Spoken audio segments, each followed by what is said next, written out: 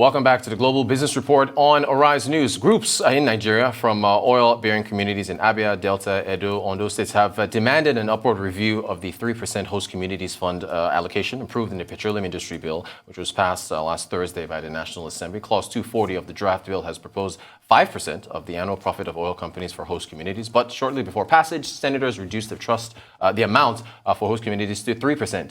In an interview with This Day newspaper at the weekend, the president and general of the Yoruba Progress Union Worldwide, Chief Moses Taiga, called for an objective, realistic, and patriotic view of the fund to 10%. He, however, stated that despite any shortcomings that may be observed, the PIB has passed is a good and practical starting point towards changing the administrative, regulatory, and fiscal framework of the nation's oil and gas industry.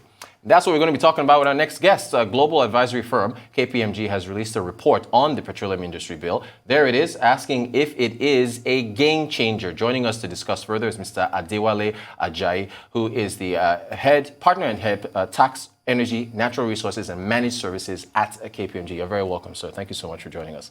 Thank you for having me. Fantastic. Now, is Nigeria's lopsided dependence, or rather, or the oil and gas industry's lopsided dependence on FX, one of the reasons why passage of this bill and reform of the oil and gas industry is so badly needed? Yes, interestingly, it has nothing to do with the dependence on the oil and gas industry. Okay.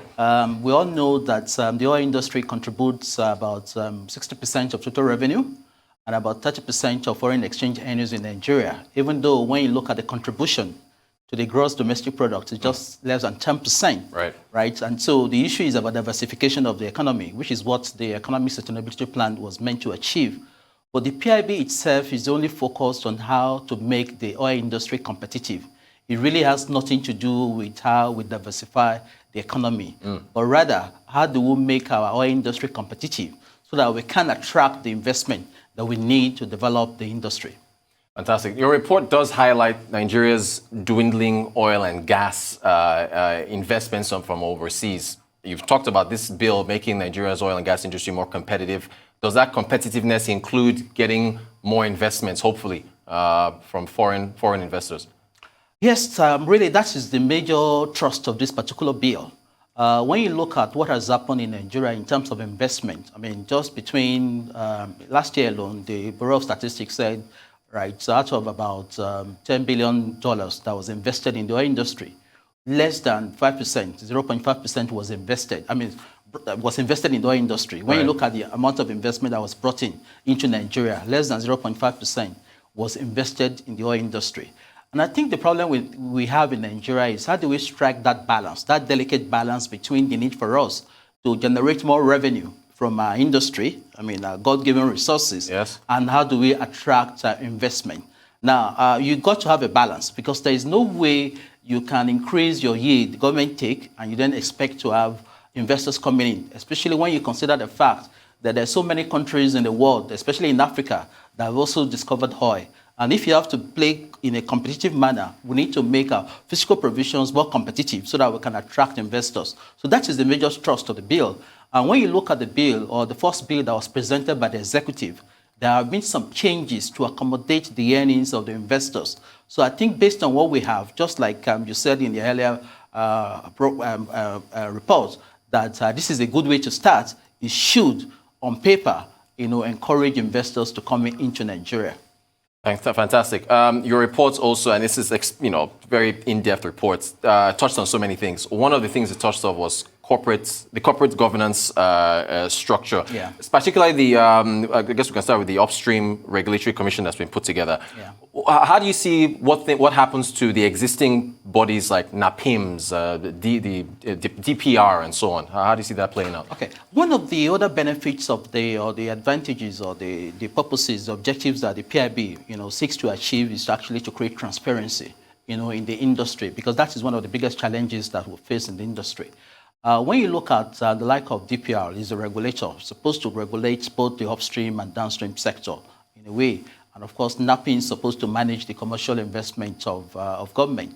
So what the PIB has done is that the roles that PIB currently performs have been transferred to the upstream commission. So the upstream commission will be the one that will be responsible, for what DPR is currently doing. But that does not mean that if there is any payment that is meant to be paid to DPR, that it will stop. You continue to make that payment, but the commission will assume the responsibility. And the commission also will will assume responsibility for some of the commercial functions that are currently being performed by NAPIMS. Fantastic. Your report also touched on a frontier exploration fund. You said it was, your report says it's commendable, but you sounded a note of caution. Can you expand on that for us? Yes, I think it's very important for us to first understand what exactly that fund is meant to achieve.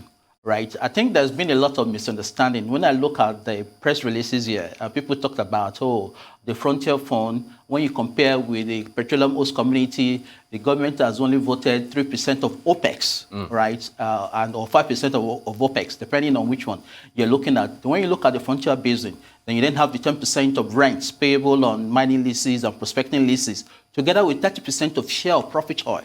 Now, a lot of people have misinterpreted that to mean share of profits. Or profit of MPL. It's not talking about profit of NMPC Limited, but it's talking about share of the profit oil, which is only limited to deep offshore projects. So we're not comparing like with like. You can take a look at the rates, but you also have to relate it, to the base, right? So when you look at the Frontier Basin, right. At first, I needed to correct that misunderstanding. Please, yes. Now, I think the way to look at it is this: when you look at in Nigeria today, there are about 7 basins.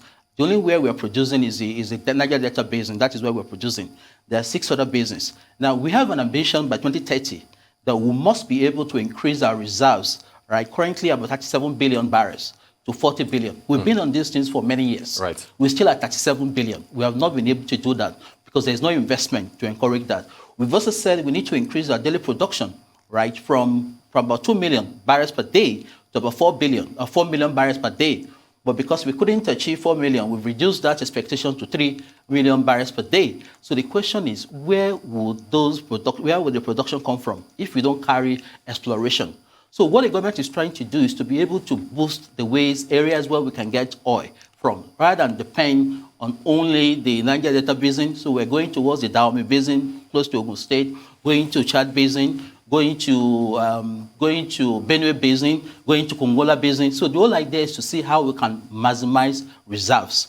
Now, the issue there is that, last year, we all woke up one day around February, and government said, we made huge discovery, about 1 billion barrels of crude discovered in the Chad Basin. But the note of warning is this: yes, oil was discovered, but at the end of the day, what matters is this: can you recover the oil? Because there's no point if you discover a deposit and you cannot recover the oil. There is nothing used to. It's of no use to you. You cannot monetize it. And so the note of caution is this: we want to be able to increase our production and also increase reserves. While we're spending money looking for other areas, right, to increase our reserves, but we also need to focus on the ones that are already producing, so that we do not lose sight of the Niger Delta that is producing and making the right investment. So it's like striking the balance between what we're doing in those other basins and also trying to improve the recovery from the Niger Delta. So that's really what we're talking about there. Excellent. Thank you so much. Very, very illustrative there. I also want to ask you about the revamped powers of the minister. That was the elephant in the room. Yeah, the elephant in the room, yes. Your report touches on that. I'd like to get your thoughts as well. Okay. Yes. Okay, I think let me go back to 2018, right, when we had one of the last iterations of the PIB.